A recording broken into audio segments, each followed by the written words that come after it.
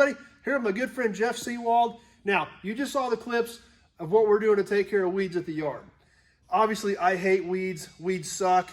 Trying to work in them, around them, I can't stand them. I work really, really hard to try to keep the weeds down at the yard.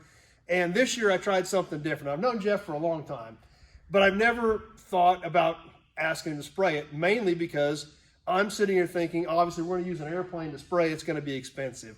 So I never brought the subject up until recently. I saw you at an auction and I said, hey, what's it gonna cost? You kind of gave me a ballpark idea. Way more affordable than I ever even imagined that it would be.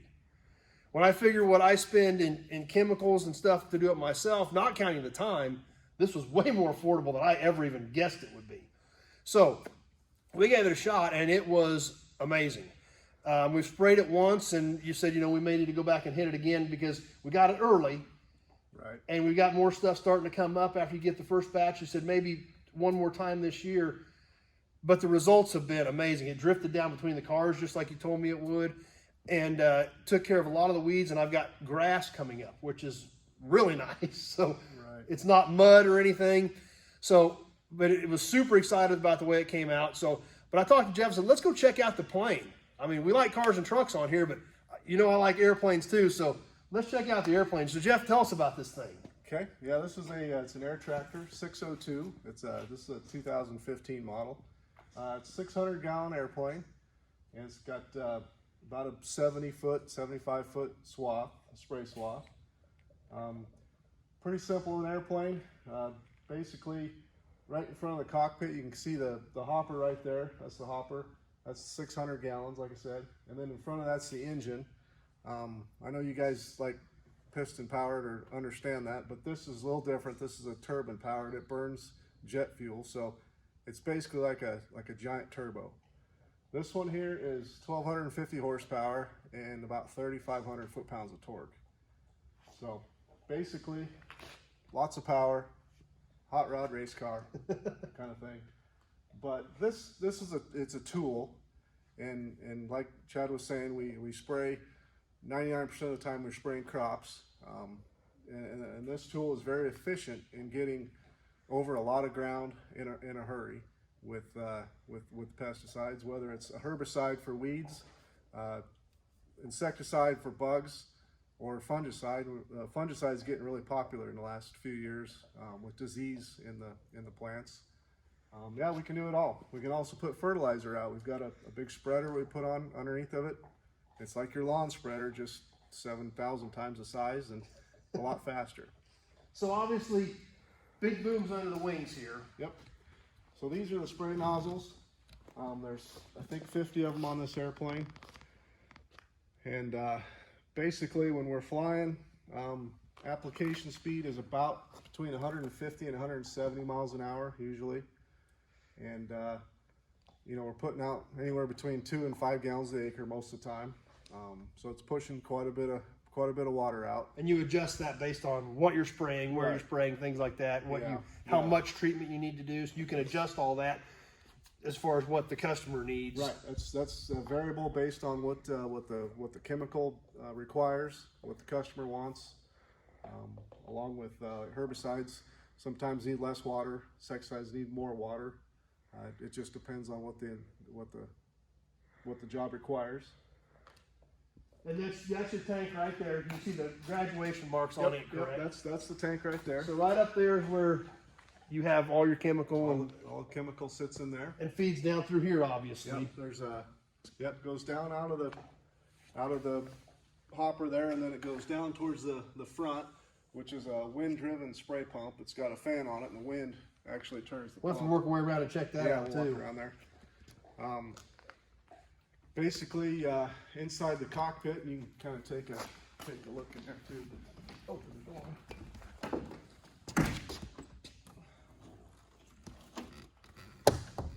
Just kind of looks like a tractor with wings. Nothing fancy, nothing special.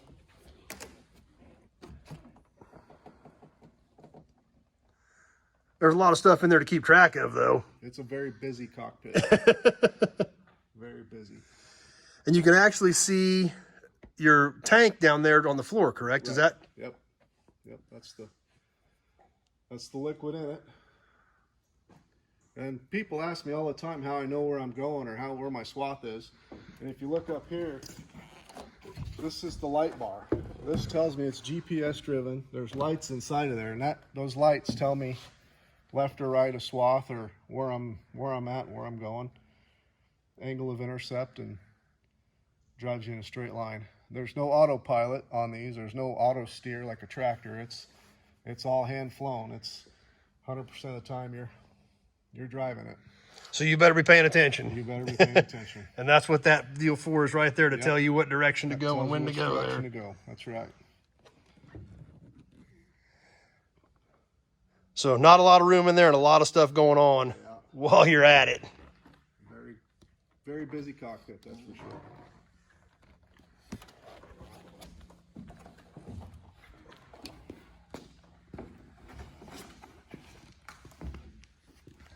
Obviously a tail dragger airplane.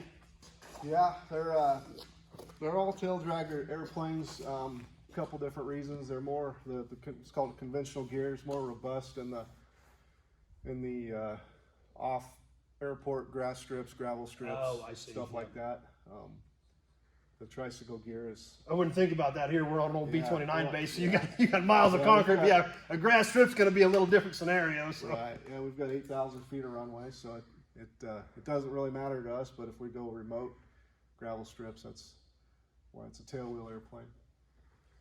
Let's go ahead and walk around this thing. It's a beautiful airplane. Now, most of these that I've ever seen are always yellow.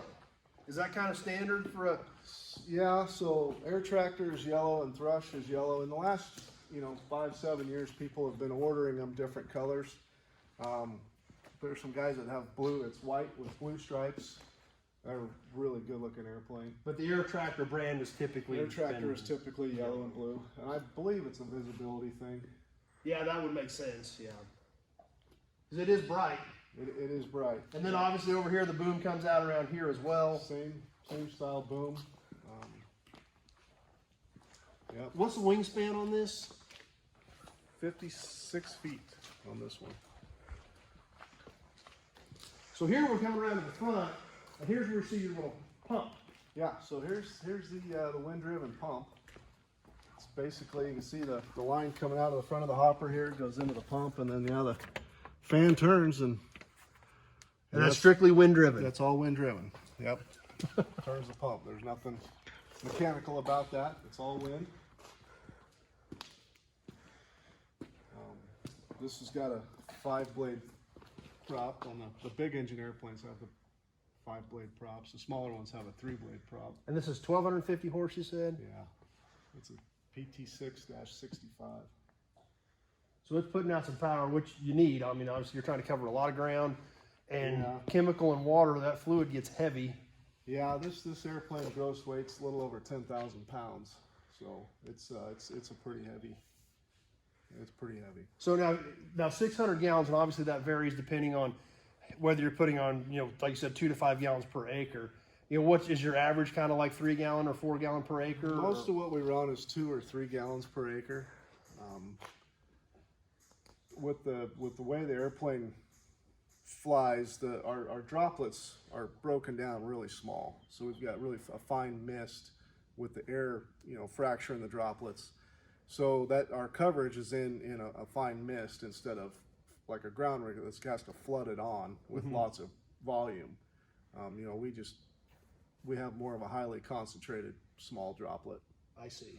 Whereas, so that's why ground rigs usually run 10 to 20, and we're 2 to 5. So you're much more efficient on chemical use and things then? Yeah, I would think so. We're just our drops are a lot more concentrated. Yeah. I see. So if you're spraying 3 gallons per acre, you can spray roughly 200 acres with a 600 gallon tank. Exactly. And how long, if you were spraying one patch, like 200 acres of ground, it probably goes pretty quick with this thing. Yeah, I mean, I can spray with this airplane. We probably average 250 to 300 acres an hour. You can cover a lot of real estate. Cover a lot of ground, and that's the benefit of the airplane. It's you can get to the field, get it sprayed, and get back. Right. Doesn't matter if it's wet or muddy or soft. Doesn't run over anything. No, that's quick, efficient. The beauty of the airplane is it doesn't run anything over. If you go out with a ground rig, say spraying wheat for fungicide, you know, you drive over, even if you drive over, you know, 2%, which I think 2% is the normal, you know, 2% on, you know, 100 bushel wheat is 5 bushel, which is a lot. Yeah. And 5 bushel at $10 a bushel this year, oh, that's a lot. It adds up, It adds up quick. It makes this look much more cost effective. Right. And like I said, I was shocked at how cost effective it really was. And like I said, I don't know why I didn't ask you this 10 years ago, but I didn't. But that's my own dumb fault for not just saying, hey, what's it really cost to do this? Because I was shocked at how economically feasible it really is when you figure, not even counting my time, just what I spend on chemical, you know. I'm just doing a little spot spraying now because the bulk gets hit with this. And really, if you do the math on what you put in your little tank to spray a 300 by 300 size area, you're probably using 6 times more chemical than I'm putting in this. Yeah. To do the whole job. I mean, it's just the way it pencils out. Well, and when you've got this kind of efficiency, you're going right over the top. And what do you typically spray at altitude wise? I'm aiming for 6 to 12 feet above the crop. So if corn's 6 foot tall, we're 6 foot above that. But like in your situation where there's a building and some telephone poles and stuff there, we just kind of waited for the right day, right, where the wind direction to be right, keep away from the neighbors' trees and whatnot. And so yeah, it was a little higher on that one, but it still drifted down just like you said it would. Down. So, yeah, everything falls down. I've never left anything up there. Yeah, and it's still out there floating around anywhere. Right. Yep. Well, it's pretty cool, and I appreciate you showing it to us, and I appreciate everything you did. So, what else is important? I mean, I don't know nothing about aerial spraying. I'm asking you, what else do people need to know about it? Because I don't know. Really just if you're interested, give us a call. Come talk to us. We're all nice and not angry people, and wanting to talk and kind of show you around things. We take a lot of pride in our equipment. These airplanes, they don't give them away anymore, so we work hard for them, and you got to take care of them because you got to get good use out of them. They got to last a long time. And if they're not taken care of, they can't do an efficient job. Exactly. And that's obviously when you're covering this kind of area with chemical costs today, you've got to be efficient with what you're putting out, and that's all part of having a maintained airplane. It's got to be efficient, and we do spray clinics every year. We fly across the string and make sure our spray patterns are up to speed on everything. Technology changes every year, and we're right in there with it. And yeah, like I said, we can spray about everything, do about anything. We'll even spray for liquid fertilizer out. It really doesn't matter if it can go in the tank and come out. We'll make it happen. Well, sounds good. Well, I appreciate it, Jeff. I appreciate everything you did for me, and I appreciate you taking some time to share the airplane with us and explain to everybody what you do, because it's not something everybody deals with on a regular basis as far as aerial spraying. Absolutely. But it is very interesting. It's a very interesting job, and it's obviously very beneficial. But like I said, I'm still shocked at the cost.